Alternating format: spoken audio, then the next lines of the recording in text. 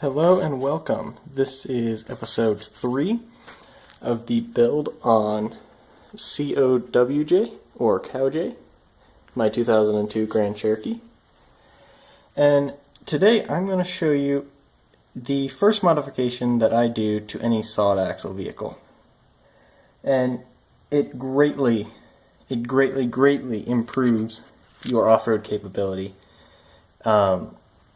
just because you free up a lot of the potential of the vehicle without destroying any of the on-road drivability. What you're going to need for this is, depending on your Jeep, you'll need different size sockets and wrenches, but this is a 15mm socket, and then this is a 18mm crescent wrench, just because I don't have a deep wall socket. You're going to need a 3-inch cotter pin, I believe this is a 7/16 inch hitch pin, and then two 5/16 inch washers. And I forgot to mention, but this is a 7/16 inch size cotter pin. And what you're going to end up doing is, the basic structure of it is just, I can put this together like this, and it is a sway bar quick disconnect, so you don't have to pull out your wrenches on the trail. And all this does is it goes in and it replaces this bolt. And I will quickly show you how to do this. And you first of all start by taking this bolt and nut off. To do this, it's just as simple as putting, in my case, the 18mm on the nut side, and then putting the 15mm on the bolt head that runs through the sway bar member. And then, as simple as taking it off. Once it is just hand loose, simply pull the nut off and drop it, and then pull this out. As simple as that. Now, you're done with any tools. You just take your cotter pin with one washer on it and line this up, stick it through, and then you go around to the other side and you put one washer on it. I'm just putting that there so it's easier to then slip the hitch pin in. And now there should be very little play in it, because if you measure the diameter of your bolt and then get a cotter pin that is the appropriate size, the only movement is actually in the bushing itself. And then whenever you get to the trail, pull the pin, slide the washer off, pull this out, and then bend this up, or ratchet strap it, or I'll probably put a hook up here so then I can hook it to a zip tie or something, just to keep this out of the way of the tire. And that is it. I will now show you how much of a difference it makes in articulation. So now this is testing the articulation as completely stock. I haven't seen anything that the previous owners have modified, and so just testing this out. Both sway bars are connected, even though we just installed those new disconnects.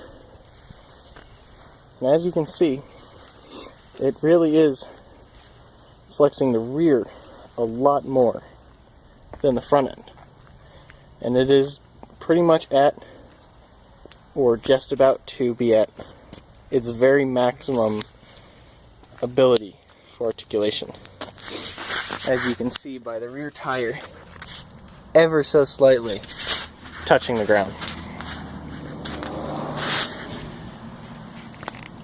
The front still actually has quite a lot of space up in the fender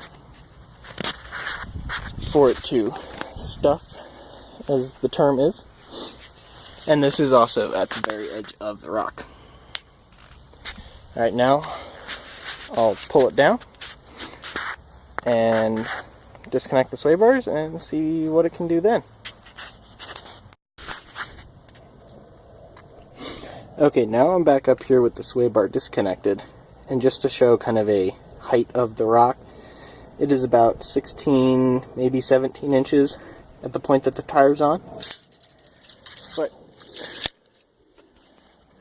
what's better to see is now the front is actually articulating, whereas originally mainly just the rear was. Now the rear is a lot closer and has a bit more contact patch. It's still getting to the limits of a completely factory style suspension, where the rear, it is also still fairly tucked in there. However, it has a couple more inches to move. The front is drooping a bit more than before, and yes, I know they're known for dropping coils, but I'm not at that point yet. Once the long arms are installed, I might be doing that. But you can also see how the front here is now getting closer to the fender, or the inner fender well. It clears on the outside due to the factory wheels. But this just shows how much of an advantage you can gain by just disconnecting sway bars. It probably could add, if I had like a forklift or an RTI ramp, it would probably add about 4 inches vertically compared to sway bars connected. And this is only just the front. You can disconnect the rear, but this vehicle already has such a small rear sway bar that the rear sway bar doesn't do all that much. However, when I'm building it, I will swap that out for a heavier duty unit just because I'll be adding a bunch of weight. Other than that, I believe this is it. Any questions, you can comment down below. Like if you want, dislike if you want, it helps me out. It shows me what I need to improve on. I will be trying to upload every week, maybe every 2 weeks, just depending on schedule. So if you want to see more, you can subscribe to be notified whenever I post a new video. Alright, I want to thank you guys a ton for watching, and I'll see you in the next video.